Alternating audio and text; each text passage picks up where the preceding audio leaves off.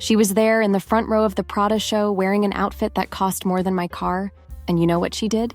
She spilled coffee on a $6,000 bag as if it were a casual Wednesday accident. And while everyone was shocked, I could only think, is this the price of elegance these days?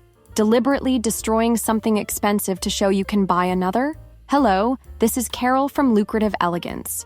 If you're also tired of confusing extravagance with true elegance, this video is for you. Click like, subscribe to the channel, and hit the notification bell so you don't miss any tips on how to be truly elegant and transform that elegance into something lucrative for your life. In recent weeks, I did something few people would have the patience to do.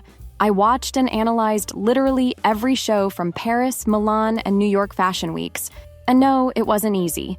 I had to endure models walking as if they had hangers stuck in their backs and clothes that seemed to have been designed by someone who never met a real human being. But I did all this to bring you a special curation of what's really worth it in fall-winter 2025 fashion. You know that feeling when you see a runway outfit and think, who in their right mind would wear this to the supermarket? Exactly. My job was to filter out the absurd and find what will really reach stores and make sense for elegant women like us. While watching the shows, I remembered an episode of Emily in Paris, where the protagonist wears an outfit that seemed to come straight from a circus, and everyone praised her as if it were the height of sophistication. The scene made me want to throw my remote at the TV, because the truth is that elegance isn't about attracting attention at any cost. It's about subtle and timeless distinction. Speaking of timeless, the first major trend coming back strong is revamped minimalism. I'm not talking about that basic, boring minimalism that looks like a 90s bank employee uniform. I'm talking about clean pieces with impeccable tailoring and structured silhouettes that we saw not only at Calvin Klein, but also at Prada, where designers decided to examine the archetypes of women's clothing with a contemporary approach. This isn't the minimalism of less is more, but rather less is more interesting. It's the type of clothing that makes people think, wow, how does she manage to look so elegant in something seemingly so simple? Have you noticed how the most elegant women you know wear seemingly simple clothes that fit perfectly? It's no coincidence. True elegance doesn't shout, it whispers. While vulgarity is always screaming, trying to get attention like a spoiled child in the supermarket.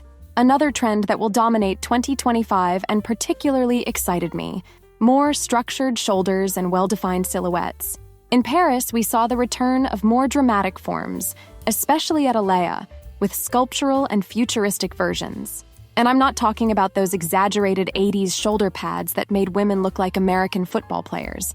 It's something more subtle and architectural, slightly elevated shoulders, defined lines, structures that shape without seeming artificial. The hourglass silhouette is also back, but in a more modern and less obvious version.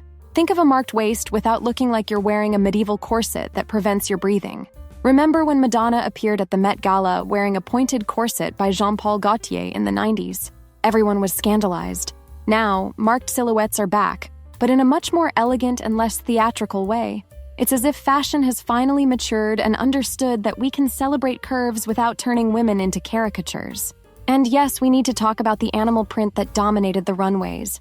It's no secret that leopard has already established itself as the print of the year, but what we saw went far beyond. From zebra to python, snake to cheetah, it's practically an entire safari at your disposal. At Roberto Cavalli, we saw python suits that scream confidence. At Todd's, luxurious full-length coats with shapes in contrasting printed colors. The secret to not looking like you just escaped from a circus or are dressed for Halloween. Use in quality pieces with classic cuts and without exaggerations. A leopard coat with a simple black dress? Elegant. An entire leopard outfit with golden accessories and high heels? Probably not. I know many of us are afraid of wearing animal print and looking like Cruella or some Mexican soap opera villain. But remember, true elegance is in how you wear it, not just in what you wear. As my grandmother used to say, it's not the dress that makes the woman elegant, but the woman who makes the dress look elegant. Leather also appeared in full force this season, mainly in darker tones such as deep brown, burgundy, and moss green. The trend points to a return to elegance, but with something more vivid and less refined, sophistication with personality. In various luxury brands, the material appeared in skirts, jackets, elegant gloves, coats, and pants, often alongside slightly wilder leopard prints. It's as if we're seeking a perfect balance between sophistication and authenticity. something that isn't manufactured or forced but emanates naturally. A surprise I noticed in the shows was the amount of florals for fall-winter. Normally, we think of florals for spring. Innovative, right? But this time, it was different. It was a season marked by an evaluation of femininity through clothing. At Miu Miu, Mrs. Prada explored different notions of femininity, including emblems such as brooches, stoles, and structured bras. Yes, those that remind us of what our grandmothers used to wear.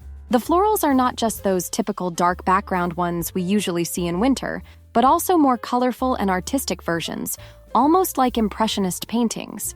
It's as if designers were saying, hey, just because it's cold doesn't mean we need to be gloomy and monotonous. Another element that caught my attention was the return of peplums. Remember them? Those small skirts or ruffles that come out from the waist in blouses or dresses. They had a strong presence in Milan at brands like Bali, Diesel, and Max Mara, but their influence was consolidated in Paris. At Alea in sculptural and futuristic versions. At Dior in hourglass-inspired silhouettes. What previously seemed dated from the 2010s now returns with a more sophisticated and structured approach. And speaking of femininity, visible lingerie returns, but in a much more sophisticated way. Nothing vulgar or excessive. We're talking about delicate lace details appearing discreetly, blouses with strategic transparencies, and finishes that refer to the Victorian era. Think of the slip dresses we already know, but now with a more Victorian reference, a legacy of the barrow style that's still present. Small lace details, mini bows, an aesthetic as if it were a princess's nightgown. It's the sensuality of less is more, a delicacy that insinuates without being blatant. Accessories make all the difference this season, with belts taking a starring role. They're not just functional, but true statement pieces. We saw exaggerated and oversized belts embracing hips on the runways, with the corset style being particularly favored at Bali and Giorgio Armani. At Blue Marine, large adorned buckles gave a special touch to ethereal and transparent ensembles. As for colors that will dominate, they are mainly neutral and dark tones with an emphasis on burgundy, dark brown, and military green, or khaki, as the more fashionable say. Unlike previous seasons, where we saw a lot of red, sky blue, and other more vivid colors, now designers are betting on a more closed and sophisticated palette. But don't worry, it won't be a completely colorless winter. In some collections, like at Saint Laurent, we saw pops of striking colors that brought memories of Yves Saint Laurent's work from the 80s. It's that perfect balance between sobriety and boldness that only truly elegant women know how to achieve. What impressed me most in all these shows was how trends are finally valuing real elegance, one that doesn't need to shout to be noticed. Unlike previous seasons, we're seeing a line of tailoring running through all collections, with powerful suits, waist-cinched blazers, and separates worthy of a truly successful professional. It's as if designers have finally realized that we, real women, want clothes that make us feel powerful and feminine at the same time, without having to choose between one and the other. Amid so many options and trends, always remember, elegance isn't in what you wear, but in how you wear it. As Yves Saint Laurent said, fashions fade, style remains. Not even Coco Chanel could have said it better. You don't need to spend fortunes on designer clothes that will be forgotten in the next season. Elegance is investing in quality pieces that tell a story about who you are, without needing to say a word. It's having enough confidence to wear what makes you feel good, not what magazines say you should wear. And if you're planning to travel in the coming months and want to take that elegance anywhere in the world, don't forget to check out my ebook, Be Elegant While Traveling: Global Etiquette for the Sophisticated Traveler.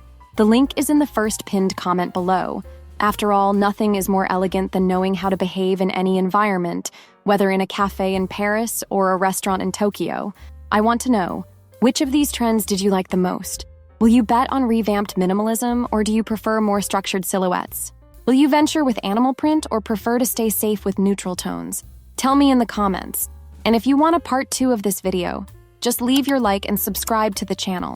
Remember, elegance is not just about what you wear, but how you carry yourself with what you wear. And when we master this art, we transform our elegance into something truly lucrative for our lives, whether in professional opportunities, personal relationships, or simply in how the world perceives us. This is Carol from Lucrative Elegance, and until the next video.